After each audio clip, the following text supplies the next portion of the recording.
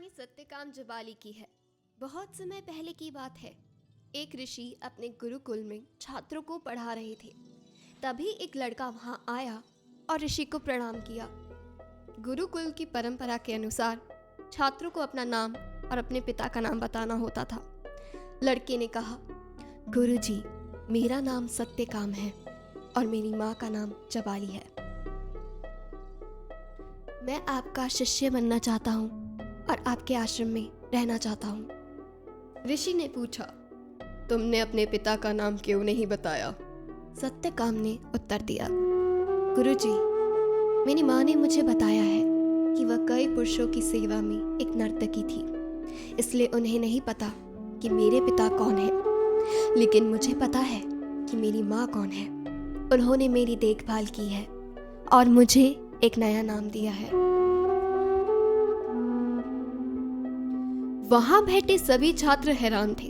उन्होंने सोचा कि गुरुजी सत्यकाम को स्वीकार नहीं करेंगे, लेकिन गुरुजी ने कहा, तुम्हारी माँ ने तुम्हें सत्य बताया और सत्य के मार्ग पर चलने के लिए प्रेरित किया।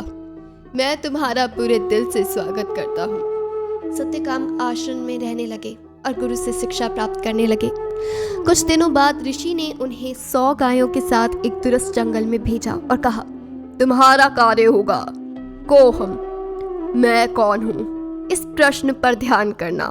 जब 100 गाय 1000 हो जाए तब आश्रम लौट आना। सत्यकाम 100 गायों के साथ जंगल में चले गए थे। उन्होंने अपने लिए एक छोटी सी झोपड़ी और गायों के लिए एक शेड बनाया।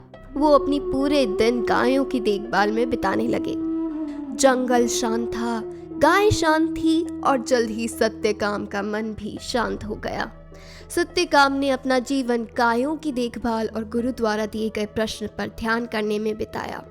जैसे जैसे गाय बढ़ती गई वैसे वैसे सत्यकाम का ध्यान भी बढ़ता गया। उसके मन में शांति भरती गई। उन्होंने गुरु द्वारा दिए गए सिद्धांतों का पालन करते रखा। दिन, महीने, साल बीत गए और वो दिन आ गया जब गाय 1000 हो गई। सत्यकाम 1000 गायों के साथ आश्रम लौट आए। जब ऋषि ने उन्हें देखा तो उन्होंने अन्य छात्रों से कहा, देखो, सत्यकाम 1000 गायों के साथ लौट आया है।